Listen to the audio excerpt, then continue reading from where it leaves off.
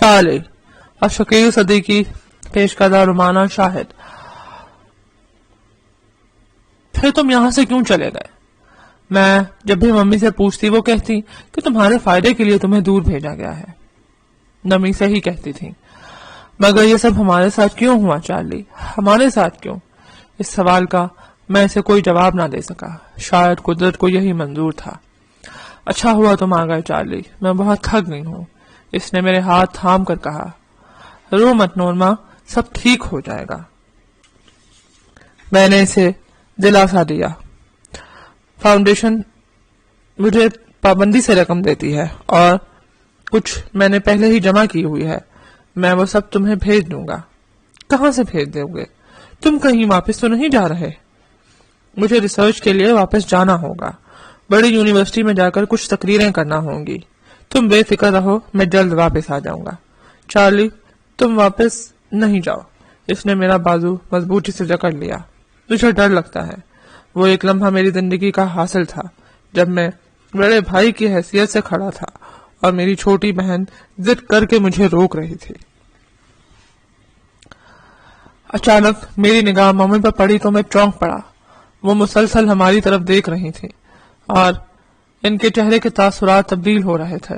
ان کا انداز اس عقاب کا سا تھا جو کسی ننھی چڑیا پر جھپٹنے والا ہو. میں نے نورما کے ہاتھوں سے اپنا بازو چھڑا لیا. ممی اپنی جگہ سے اٹھی اور انہوں نے کچن سے ترکاری کاٹنے کی چھری اٹھا لی. تم یہاں کیا کر رہے ہو؟ یہاں سے دفع ہو جاؤ. وہ دیوانگی میں چیخیں. میں تمہیں سینکڑوں بار منع کیا ہے کہ یہ تمہاری بہن ہے اور تمہیں اس کے اتنا قریب نہیں آنا ہے، مگر تیرے دماغ میں گندگی بھری ہوئی ہے کیونکہ صحیح دماغ نہیں ہے. ہم اچھل کر ایک دوسرے سے دور ہو گئے. اس ایک لمحے مجھے پشیمانی ہوئی. ایسا لگا جیسے واقعی کوئی جرم کرتے پکڑا گیا ہوں. ممی چھری رکھ دو. یہ چھری تم نے کیوں اٹھا لی؟ نورما چیخی. نمی کو چھری لیے دیکھ کر میں ایک لمحے میں 25 سال پیچھے پہنچ گیا جب ایک بار انہوں نے مجھے نورما کے قریب دیکھ کر چھری اٹھا لی تھی اور ڈیڈی سے کہا تھا کہ وہ مجھے کہیں دور پھینکائیں. انہیں خدشہ تھا کہ اس عالم دیوانگی میں نورما میری ابو الحوثی کا شکار نہ ہو جائے. میرا سر چکرانے لگا. سب لوگ مجھے چاقو چھریاں پکڑے اپنی طرف بڑھتے دکھائی دیے. ممی، ڈیڈی، ڈاکٹر اسٹراس اور نورما سب چمکدار پھلوں والے چاقو لیے ہوئے. نورما کے حواس بحال تھے، اس لیے وہ ممی کو کھینچتی ہوئی دوسری طرف لے گئی اور اس نے ان کے ہاتھ سے چھری بھی چھین لی. ممی ایک کرسی پر جا کر بیٹھ کر ہچکیاں لینے لگی. یادوں کے تاریک دریچوں سے وہ منظر چھلکنے لگا جب مجھے ممی نورما سے علیحدہ رکھنے کی کوشش کرتی تھی. اپنے اس عمل میں وہ حق بجانب تھی. میں انہیں مورد الزام نہیں ٹھہراتا. نورما کانپ رہی اور سسکیاں لے رہی تھی. میں نے اس کا شانہ چھپک کر کہا، بس کرو، اپنی آنکھیں پوچھ لو. انہیں معلوم نہیں ہے کہ وہ کیا کر رہی ہیں. وہ اس وقت ہوش میں نہیں ہے. مجھے وہ اس وقت کا چارلی سمجھ رہی ہیں جو اس مکان میں 17 سال پہلے رہا کرتا تھا، حالانکہ وہ اب ختم ہو چکا ہے. نورما کچھ نہ بولی اور سسکیاں لیتی رہی. اچھا میں چلتا ہوں، میں نے کہا. اپنا اور ان کا خیال رکھنا. میں بوجھل قدموں سے وہاں سے نکل گیا. گلی کے کونے پر پہنچ کر پلٹ کر دیکھا. ایک 12 سالہ لڑکا میرے مکان کی کھڑکی کے شیشوں سے چہرہ چپکائے مجھے دیکھ رہا تھا. وہ ننھا چارلی تھا جسے میں پیچھے چھوڑ آیا تھا. پروگرس رپورٹ 3 تا 17 اکتوبر. میں چاہتا تھا کہ اپنے تجربات اور مشاہدات کو جلد از جلد قلم بند کر دوں. میں جانتا تھا کہ میری کتاب جو رپورٹ کی شکل میں ہے دنیا میں تہلکہ مچا دے گی. میں دن رات اپنے ٹائپ رائٹر پہ سے ٹائپ کرتا رہتا. رات کو مجھے نیند آنے لگتی تو میں گراموفون پر موسیقی نما ریکارڈ لگا دیتا. بلند آواز میں موسیقی کی لہریں میری سماعت سے ٹکراتی تو میری نیند بھاگ جاتی. لیکن مصیبت یہ پیدا ہوئی کہ میرے ساتھ دوسروں کی نیندیں بھی بھاگنے لگیں. میرے پڑوسیوں اور امارات میں رہنے والے لوگوں نے مجھ سے شکایت کی کہ میں بلند آواز سے ریکارڈ نہ بجاؤں. ایک رات میرا پڑوسی لڑتا رہا، پھر اس نے پولیس کو فون کر دیا. جب ایک پولیس والے نے آ کر قانون کا حوالہ دیا اور مجھے شہریوں کے حقوق سے آگاہ کیا تو میں نے گراموفون بند کر دیا. اس کے جانے کے بعد اس مسئلے پر سوچ بچار کر کے اپنا خون کھولتا رہا اور جب میرے دماغ کی نسیں کھینچنے لگی تو میں نے گراموفون اور ریکارڈ فرش پر مار کر چکنا چور کر دیے. 4 اکتوبر. اس روز جب تھراپی شروع ہوئی تو میں آرام دہ کوچ پر لیٹ گیا اور ڈاکٹر اسٹراس حسب معمول میرے سرہانے بیٹھ گیا۔ میں نے فضول قسم کی باتیں چھیڑ دی اور تھوڑی دیر بعد جب مجھے نیند آنے لگی تو مجھے عجیب مشاہدات ہوئے، کچھ اس طرح سے کہ کمرے کی چھت میں ننھے ننھے سینکڑوں سوراخ ہوئے ہیں اور میں ان سے نکل کر آسمان کی طرف چلا گیا۔ پھر میں دھماکے سے پھٹ کر چاروں طرف بکھر گیا۔ میرے حلق سے اضطراری چیخ نکلی۔ جب میری آنکھ کھلی تو ڈاکٹر اسٹراس میرا سر سہلا رہا تھا۔ آج کے لیے اتنا ہی کافی ہے، وہ بولا۔ آج اور ہمیشہ کے لیے، میں نے منہ بنا کر کہا۔ اب میں تھراپی نہیں کراؤں گا۔ ڈاکٹر اسٹراس میری بات سے پریشان ہو گیا، مگر اس نے کچھ نہیں کہا۔ میں نے ہیٹ اور کوٹ اٹھایا، پھر کمرے سے باہر نکل آیا۔ 5 اکتوبر۔ میں نے تہیہ کر لیا تھا کہ میں لیبارٹری تک نہیں جاؤں گا، مگر جب ڈاکٹر اسٹراس نے فون کیا اور کہا کہ یہ فاؤنڈیشن اس کے لیے مجھے رقم ادا کرتی ہے، اگر میں نے اس سے تعاون نہیں کیا تو میرا وظیفہ بند ہو جائے گا، تو میں کچھ سوچ کر لیبارٹری کی طرف چلا گیا۔ وہاں پروفیسر نیمور میرا منتظر تھا۔ اس نے پہلے تو مجھے چند چیزیں حل کرنے کو دیں، پھر مجھے ایک کمرے میں لے گیا جہاں چیستانی رسہ بنا ہوا تھا، مجھے اس سے گزرنا تھا۔ بس بہت ہو چکا یہ تماشا، میں نے پاؤں پٹک کر کہا۔ میں ایسی کسی حماقت انگیز مشق میں حصہ نہیں لینا چاہتا۔ نیمور میرے اس رویے پر ہکا بکا رہ گیا۔ میں اس وقت خود کو کسی تاریک گلی میں کھڑا محسوس کرتا ہوں جس سے آگے یا پیچھے جانے کا کوئی راستہ نہیں۔ میں نے کہا، اطمینان رکھو، سب ٹھیک ہو جائے گا۔ اس نے دلاسا دیا۔ کیا ٹھیک ہو جائے گا؟ میں چیخا۔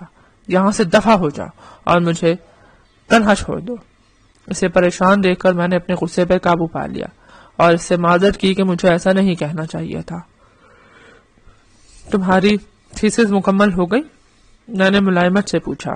میں اسے ٹائپ کر رہا ہوں، اور اس نے جواب دیا۔ مجھے یقین ہے کہ فروری میں مجھے پی ایچ ڈی کی ڈگری مل جائے گی۔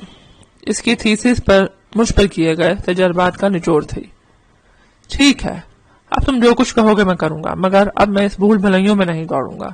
اس نے سر ہلا دیا اور مجھے چند کارڈ تھما دیے کہ میں اسے دیکھ کر بتاؤں کہ اس میں کیا چھپا ہے۔ میں جانتا ہوں ان کارڈ میں ناہموار اور بے معنی اشکال ہوتی ہیں، مگر جب کسی سے ان کا مطلب پوچھا جاتا ہے تو وہ وہی کچھ بتاتا ہے جو اس وقت اس کے دماغ میں ہوتا ہے۔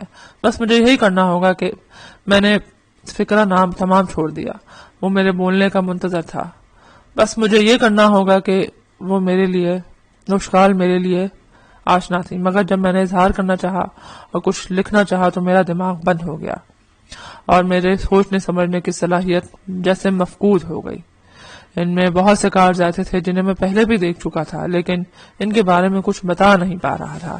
ایسا معلوم ہوتا تھا جیسے دماغ میں سب کچھ موجود ہے مگر اٹک رہا ہے، کوئی رکاوٹ ہے جو اچانک رواں خیالات کے بیچ میں آ کھڑی ہوتی ہے۔ یہ ایک عورت ہے، میں کہہ رہا تھا، گھٹنوں کے بل بیٹھی فرش صاف کر رہی ہے۔ نہیں نہیں، چاقو تھامے ہوئے ہے۔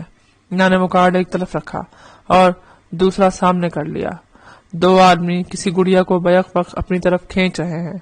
ایسے کھینچیں گے تو گڑیا کے ٹکڑے ٹکڑے ہو جائیں گے۔ مگر نہیں، یہ گڑیا نہیں، کچھ اور ہے۔ 2 چہرے ہیں، ایک کھڑکی کے دونوں جانب ایک دوسرے کو گھور رہے ہیں۔ میں نے کارڈ میز پر ڈال دیے اور کہا، بس بہت ہو چکا ٹیسٹ، اب میں چھٹی کرنا چاہتا ہوں۔ ٹھیک ہے چارلی، آج ختم کرتے ہیں۔ آج نہیں، ہمیشہ کے لیے۔ میں کوئی سفید چوہا نہیں ہوں، الگرنن کی طرح ان مشقوں میں حصہ لیتا پھروں۔ میں چاہتا ہوں کہ مجھے تنہا چھوڑ دیا جائے۔ ٹھیک ہے چارلی، میں سمجھ گیا، وہ بولا۔ نہیں، تم کچھ نہیں سمجھے، کیونکہ تم پر نہیں بیت رہی ہے۔ تمہیں تو مجھ پر تجربات کر کے پی ایچ ڈی کی ڈگری چاہیے۔ میں جانتا ہوں تم جذبات سے آری زندگی گزار رہے ہو اور صرف تجربات میں مصروف ہو، لیکن میں جیتی جاگتی زندگی گزار رہا ہوں۔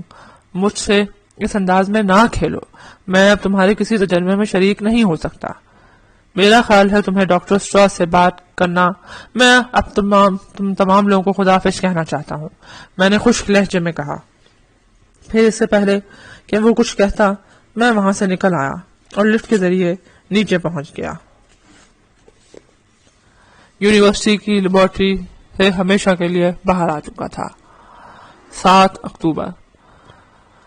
ڈاکٹر اسٹراس مجھ سے ملاقات کرنے دوسرے روز میرے اپارٹمنٹ پر آیا، مگر میں نے دروازہ نہیں کھولا۔ میں نے وہ لمحہ میرے لیے وہ لمحہ بے حد کربناک تھا جب میں نے ملٹن کی مشہور نظم گمشدہ جنت اٹھائی۔ یہ یاد تھا کہ وہ آدم و حوا سے متعلق ہے، لیکن اس کا ایک شعر یا کوئی مطلع یاد نہ آ سکا۔ میں نے آنکھیں بند کی تو مجھے چارلی یاد آیا، 6 سالہ چارلی جو ممی کے سامنے بیٹھا سبق یاد کر رہا تھا۔ نگر الفاظ سے اس سے دور بھاگ رہے تھے اور کوئی چیز اس کی یادداشت میں نہیں سما رہی تھی۔ پھر چارلی نے میری طرف دیکھا اور میں نے اس کی آنکھوں سے خود کی طرف۔ اس وقت میں نے خود کو کتاب کی جلد پر دباؤ ڈالتے دیکھا، جیسے میں اسے پھاڑنا چاہتا ہوں۔ اس کے بعد میں نے واقعی اسے پھاڑ ڈالا۔ جلد اور کتاب کے بہت سے صفحات پھاڑ کر میں نے دوسری طرف اچھال دیے۔ وہ سب شکستہ ریکارڈوں کے ٹکڑوں میں شامل ہو گئے اور مجھے دیکھ کر کہکہے لگانے لگے۔ وہ میری بے بسی پر خندہ زن تھے۔ اوہ خدایا، مجھے کیا ہوتا جا رہا تھا؟ سب کچھ جاننے کے بعد نہ جاننے کا قرب میری یادداشت سے باہر تھا۔ میں نے دعا کی کہ میری یادداشت کی سلیٹ بالکل صاف نہ ہو اور اس پر کچھ نہ کچھ باقی رہ جائے۔ 10 اکتوبر۔ رات میں عموماً آوارہ گردی کرتا رہا، ایسے ہی شہر میں گھومتا پھرتا رہا اور چہرے دیکھتا رہا۔ اس رات میں اپنے اپارٹمنٹ پر واپس آ رہا تھا کہ راستہ بھول گیا۔ ایک پولیس والے نے مجھے میرے راستے اپارٹمنٹ تک پہنچایا۔ ایک بار پہلے بھی میرے ساتھ یہ واقعہ پیش آ چکا ہے، مگر کب یہ مجھے یاد نہیں۔ دوسری رات جب میں گھومنے نکلا تو منظر میری آنکھوں میں دھندلانے لگا۔ لوگ ایک دوسرے میں مدغم ہونے لگے، جیسے کئی تصویریں گڈمڈ ہو رہی ہوں۔